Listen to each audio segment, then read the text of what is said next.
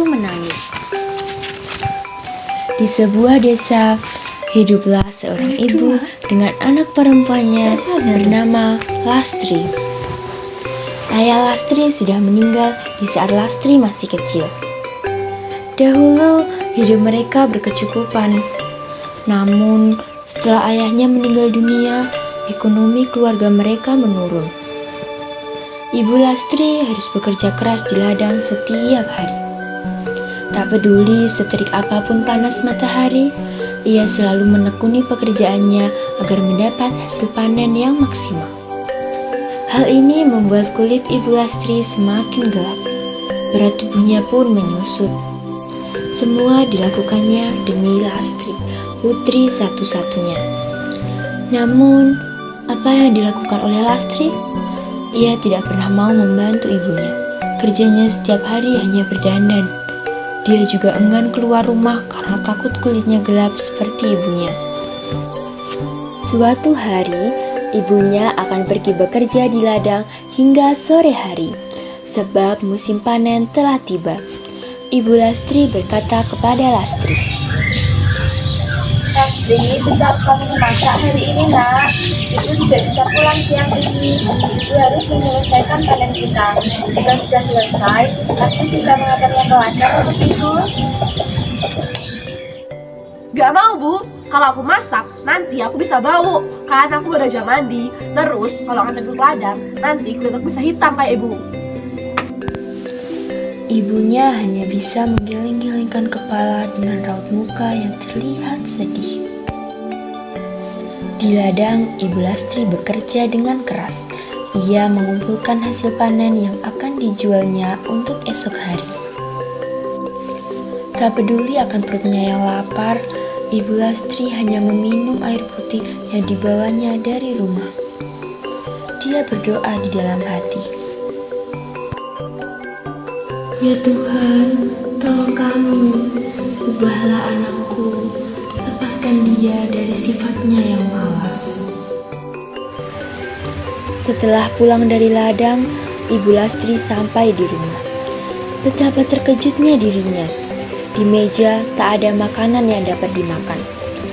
Anaknya sama sekali tidak memasak. Lastri yang melihat ibunya pulang justru marah-marah. Ibu ini dari mana saja sih? Lastri lapar, belum makan dari pagi, Bu. Nah, tadi kan ibu sudah bilang ibu tidak memasak. Dari pagi ibu panen di ladang kita. Lagi pula ibu sudah menyuruh memasak dari pagi. Kan Lastri sudah bilang tidak mau. Lastri justru meninggalkan ibunya yang kelaparan dan lelah dengan marah. Keesokan harinya, Ibu Lastri sudah siap dengan hasil panen yang akan ia jual ke pasar. Lastri, mari ikut ibu pergi ke pasar, nak. Bantu membawa hasil panen ladang kita. Tidak maulah, Bu. Ibu bawa saja sendiri. Nanti kulit Lastri yang putih bersih ini akan kotor karena jalan ke pasar kan becek. Akhirnya ibunya pergi ke pasar sendiri dengan membawa hasil ladangnya.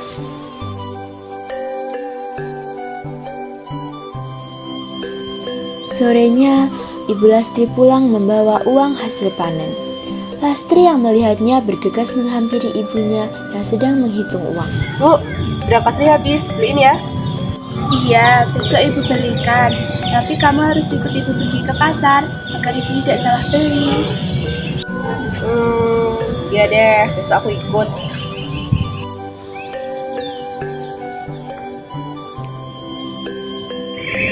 Bu, nanti jalannya jangan berdampingan ya. Ibu di belakang aku aja. Kenapa, Lastri? Udah deh, Bu, nurut aja. Akhirnya Lastri ikut ibunya ke pasar. Lastri sebenarnya malu akan ibunya yang berkulit gelap dan wajah yang tak terawat. Di tengah perjalanan, Lastri bertemu dengan temannya. Lastri, hujan-hujan ini kamu mau kemana? Mau ke pasar nih. Terus itu yang di belakang kamu siapa? Ibu kamu? Dia? Bukan, dia tuh membantu aku. Mana mungkin orang kayak gitu ibu aku. Iya, ya udah aku duluan ya. Betapa sedih Ibu Lastri mendengarnya. Namun hanya bisa ia tahan di dalam hati. Mereka pun melanjutkan perjalanannya ke pasar. Kami sekali ya kita tadi yang banyak itu belanja. Nanti kita mau kemana? Mau ke gimana? Ayo. Lastri bertemu dengan temannya yang lain. Bukannya itu Lastri ya? Mau kemana Las? Mau ke pasar? Tumben pergi ke pasar. Ngomong-ngomong siapa itu di belakangmu? Apa itu ibumu? Bukan, dia bukan ibuku, dia tuh pembantuku. Oh, pembantu. Iya. Sudah kita dulu ya Las. Iya. Sungguh, hati Ibu Lastri semakin sedih. Begitu tega anaknya mengakui dirinya sebagai pembantu. Namun sekuat tenaga ia menahannya. Sesampainya di pasar, Lastri melihat-lihat dan membeli barang-barang yang dijual di pasar itu.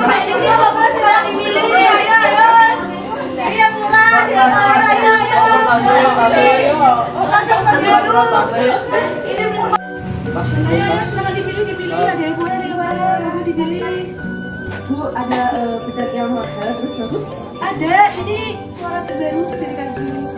Pasti janji yang mahal nak, uang itu tidak cukup. Udah jadi aja, Bu. Hei mama janji kepada ibumu. Dia itu bukan ibuku, Bi, dia pembantuku. Oh, pembantu. Ya, kalau gitu saya mau beli yang ini ya, berapa? 5.000 aja. Terima kasih, duduk kembali ya, Mbak. Yakin. Ayo, sana dibeli.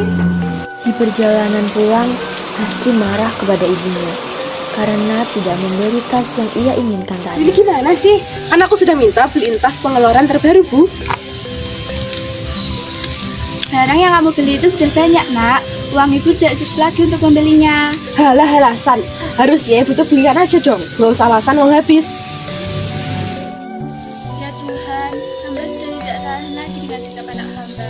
Tolong jika Tuhan menghukumnya agar ia menjadi jina. Setelah Ibu Lastri berdoa, tiba-tiba Lastri menjerit kesakitan.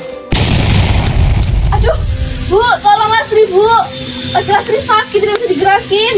Maafkan ibumu, nak. Itu semua karena perlakuanmu terhadap ibu. Lastri merintih sambil meminta ampunan ibunya. Sayangnya, semua tidak bisa kembali. Lastri tetap menjadi batu.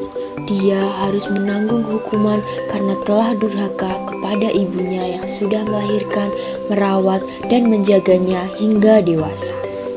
Sedikit demi sedikit, Lastri menjadi batu. Ibu Lastri menangis dengan pilu.